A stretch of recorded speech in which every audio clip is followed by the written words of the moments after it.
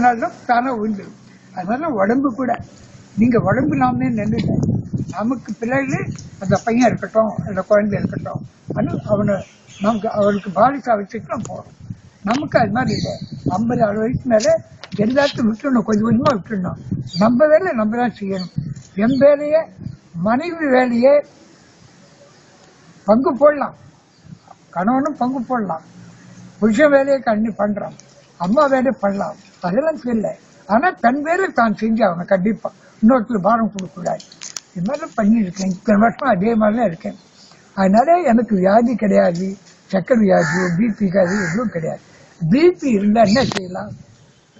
காலையில் உட்காந்து பிள்ளையார் எடுத்தப்பறம் உட்காந்து ஓம் ஓம்னு சொல்லியிருந்தாலும் இல்லை, வீட்டில் உட்காந்து கூட நேர ஆகாயம் கீழே பூமி வெளியில சூரியனை பார்த்துன்னு உட்காந்து ஓம்னு சொன்னப்போ எப்போ 5:30 மணிலேருந்து 6 மணி 5 நிமிஷம் கம்மல் உட்காந்து மூச்சு பார்த்தா போதும். மூச்சு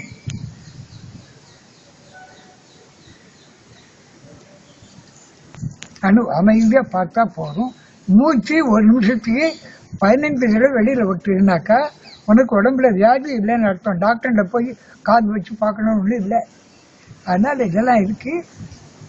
பச்சு எடுத்து சாப்பிடுங்க. எவ்வளவு சாப்பாடு சாப்பிடுறீங்களோ 2 அளவு தண்ணி குடிங்க. 4 அளவு உடம்பால வேலை செய்யுங்க. சும்மா உட்காரக்கூடாது. சூரியன் இருக்கிற வரையும் காலையில் 6லேருந்து சாயங்காலம் 6 வரையும் தூங்கக்கூடாது. உடம்பால வேலை செய்யணும். செஞ்சாக்க நல்லா இருக்கும். இதுதான் 100 ஆண்டு வாழறதுக்கு வழி. உடம்புல ஏதாவது ப்ராப்ளம் நோய்னாக்கா அதுக்கு என்ன வைத்தியம் பண்ணலாம் சாமி? இன்னைக்கு எடுத்துக்கலாம். முடியும், முடியாது. 90 வயசு ஆயிடுச்சு, கொஞ்சம் மந்தமா இருக்கும். முடியும், எல்லா காலையும் முடியும். எங்க அப்பா அதான் நீ என்ன சொல்றியோ சொல்லு, உலகத்துல இன்டர்நெட்ல போட்டுருவேன். இத நோய் இல்லாம இருக்கிறதுக்கா உடம்புல ஒரு ப்ராப்ளம் இருக்குது, அதுக்கு என்ன? ஒவ்வொரு கோவிலுக்கும் ஒரு ப்ராப்ளம் ஒண்ணுல உந்திட்டா தானே ஏன் செய்வலான்ட்டாரு. ஒண்ணு இல்ல, உடம்புல வந்தாக்கா டாக்டர் அதிகாரி சொன்னா உடம்புல ரத்தம் கெட்டிருந்தாக்கா 45 நாள் மிளகு சீரகம் அது போட்டு கொஞ்சோண்டு உப்பு போட்டு அதை ஒரு வயசுல சாப்பிட்டு மோளை சாப்பிடணும். புளிப்பு கூடாது, காரம் கூடாது, பருப்பெல்லாம் கூடாது. அது மாதிரி செஞ்சாக்கா நல்லா இருக்கும். பசி எடுத்து சாப்பிடுங்க. ஒரு வேளை இல்லை 3 வேளை கூட சாப்பிடலாம். பசி எடுத்தாக்கா 35 வயசு வரையும் 3 வேளை 4 வேளை கூட சாப்பிடலாம். ஆனா இது மாதிரி வைக்கிறோம். உடம்பு வாழ்க்கை ஒரு தடவையாவது உடம்ப காலி பண்ணுங்க. குடலுக்கு வேலை கொடுக்காதீங்க. கொடுத்தா நல்லா இருக்கும். அதுதான் விஷயம். வேற இல்லை. குடலுக்கு வேலை கொடுக்கறனால, ஜாஸ்தியா கொடுக்கறனால களைச்சு போய் சரியா வேலை செய்யாது. அதனால குடலுக்கு அதுக்கு என்ன அர்த்தம்? ஒரு இல்லாம அமைதியா, அதாவது நோன்பு சாப்பிடாத நோன்பு அது மாதிரி லைட்டா ஒரு தண்ணி குடிச்சிட்டு பால் குடிச்சிட்டு அந்த அன்னைக்கு அமைதி, மன அமைதி தான் உடலுக்கு சரியாகும். நீங்க மனத்துல அமைதி வச்சுனாக்கா உடம்பு சரியா வரும், ரத்தமும் சரியா போகாது. அதனால மன அமைதியா இருந்து எப்படி வேணா போட்டோம். நீங்க பிறந்ததுல இங்க பிறக்கணும், இப்படி இருக்கணும்னு முன்னாடியே சேர்ந்து வச்சுட்டாங்க. நீங்க ஒன்றும் ஓரளவு ஆண்டவன் நினைச்சுன்னா அமைதியா உட்கார்ந்தாக்கா ஓரளவு கொஞ்சம் உங்களுக்கு சௌகரியமாகும். வேற ஒன்றும் இல்லை. நீங்க போடணும்னா ஓடிதான் ஆகணும். ஆனா கொஞ்சம் நிழல் இருக்கு, நிழல் கொஞ்சம் உட்காரலாம். அது மாதிரி ஆண்டவன் அந்த நிழலை கொடுக்கலாம்.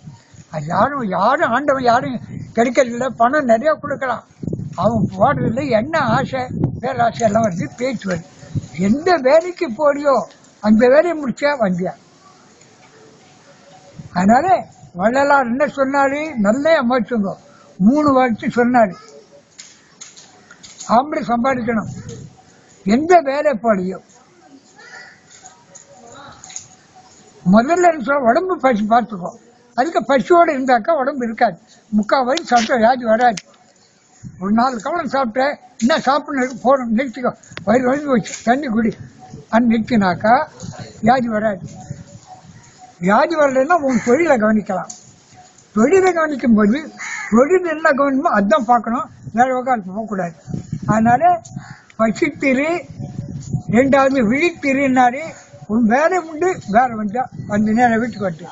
ஏன்னா நீ எதுவரை செஞ்சாலும் மனைவியும் குழந்தைகளையும் பாதிக்கும். நீ ஒரு பொருளாடு இல்லை, ஒண்டி ஆடு இல்லை. அதனால அந்த பொறுப்பு இருக்கணும். அந்த பொறுப்புன்படி கல்யாணம் அனுப்புனா பொறுப்பு 2 பேருக்கு வரும். அது ஓடினா கூட ஒரு நாள் புரியும். அதனால அது வேற உண்டு, வேற வந்தோம். வேலைக்கு சாப்பிட்டோமா கட்டு. சனிக்கிழமை எண்ணெய் தேய்ச்சிக்கோங்க, பூண்டு ரசம் வச்சு சாப்பிடுங்க. பெண்களாக இருந்தால் வெள்ளிக்கிழமை எண்ணெய் தேய்ச்சி குளிச்சு பூண்டு ரசம் சாப்பிடுவோம். அது பூண்டு நல்லா வளர்க்கும். அதாச்சு. அதே மாதிரி தனித்திரி எவ்வளவு சம்பாதிச்சோன்னு ராத்திரியில் உட்காந்துட்டு நம்ம எவ்வளவு பண்ணோம், என்ன கதை, எவ்வளவு தூரம் வந்தோம், எப்படி மேம்பாடு அடைய முடியும். ஆனால் நீயா யோசனை பண்ணி இன்னொருத்தருக்கு சொல்லாது. அது இன்னொருத்தர் சொல்லி அவங்களால நான் கெட்டேன்னு சொல்லக்கூடாது. நீயா முடிவு எடுக்கணும்.